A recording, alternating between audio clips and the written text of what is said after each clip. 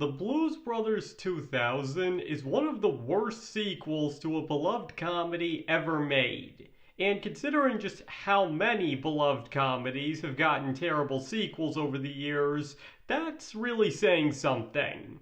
The original Blues Brothers, however, is considered a masterpiece and perhaps one of the best comedies ever made. And certainly the greatest movie based off anything from Saturday Night Live, though considering their track record, that's not really saying much. But the point is, the Blues Brothers is considered by most on an entirely different level when it comes to comedy movies, managing to break out of the proverbial ghetto to become beloved even with general audiences. And today, I'd like to take a look at what exactly it is that makes The Blues Brothers such a good film. And obviously there will be spoilers ahead, so if you haven't seen it by now, I would highly recommend you go watch it. Okay, so one of the most obvious reasons for the success of The Blues Brothers lies in its cast. Because in addition to such legends as John Candy, Carrie Fisher, and Cab Calloway, there's also the two leads themselves, played by Dan Aykroyd and the one and only John Belushi. Because as I got into in my video on school movies, which you can find a link in the description to, Belushi could, and did, elevate anything he was in.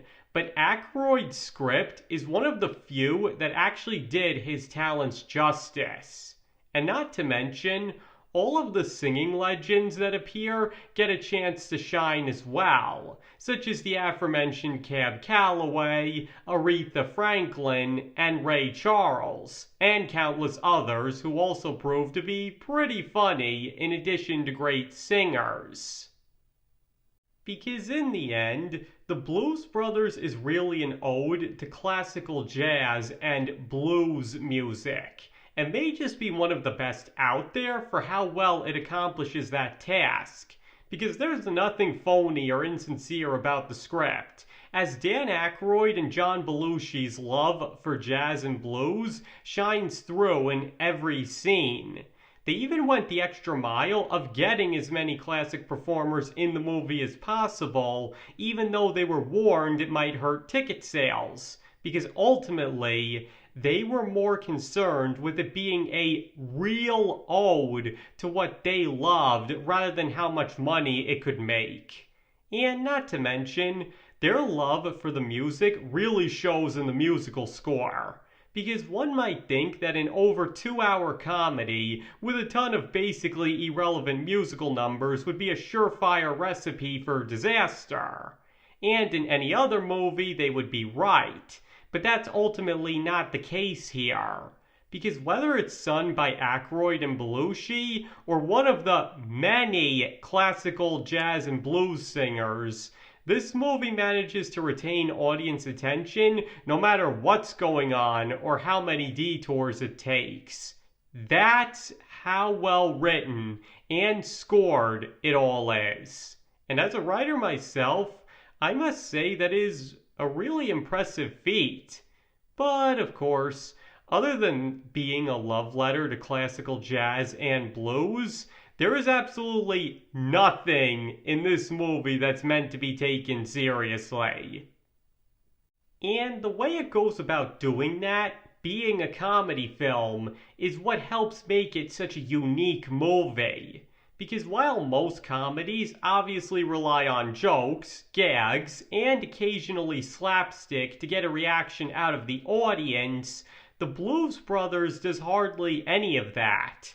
Instead, a lot of the comedy comes from taking extreme and absurd situations and playing them dead straight, which comes across as so ridiculous that it can't be anything but hilarious.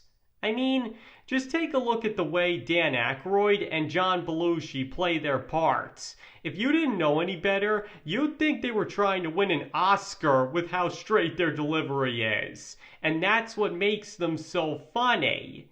And for just one example of that, Do you think the toast and chicken scene would be nearly as funny if they were acting like two inept, cross-eyed fools? No. The fact that they're acting so serious, like they really are from the CIA, while giving such bizarre orders is what makes it so funny.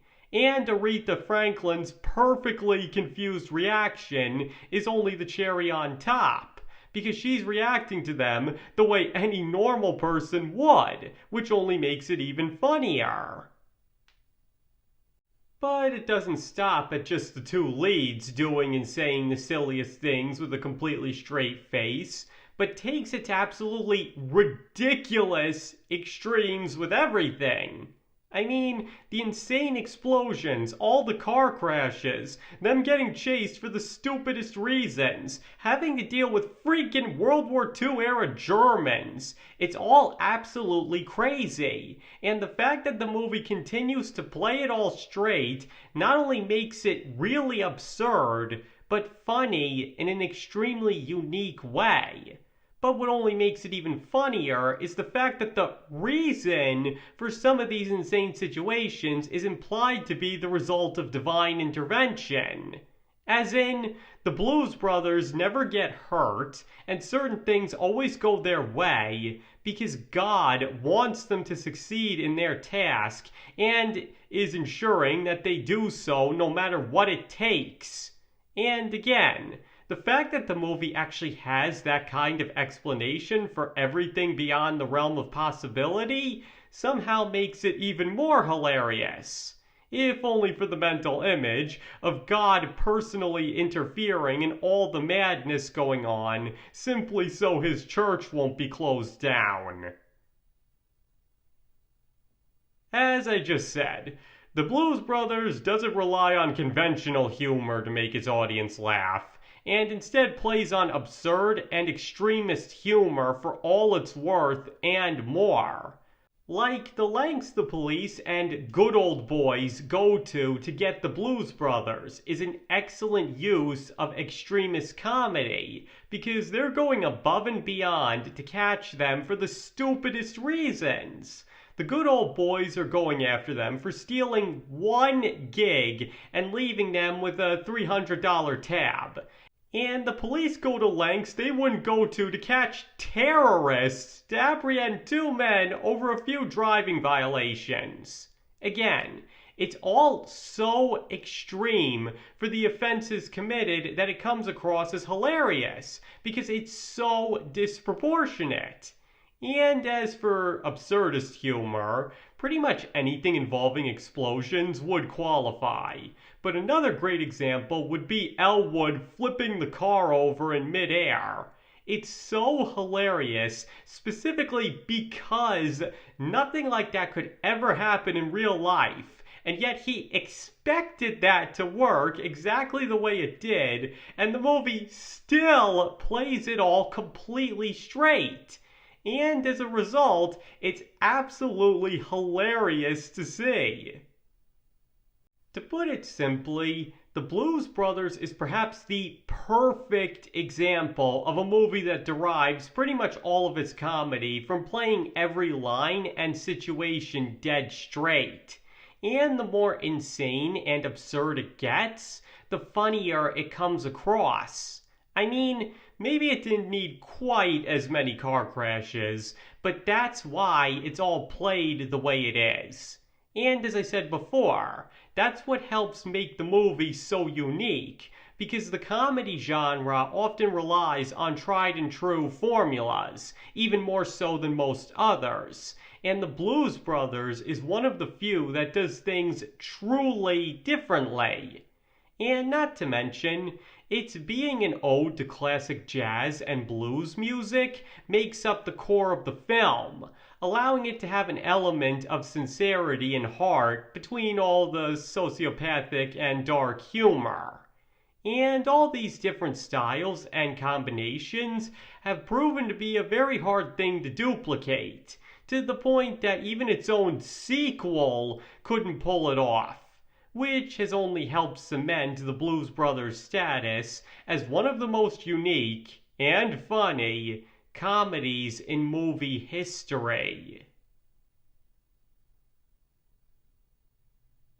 Okay, I think that pretty much ends this video. So now I'd like to hear what you guys think. Do you believe that The Blues Brothers is a masterpiece of both comedy and as a love letter to jazz and blues music?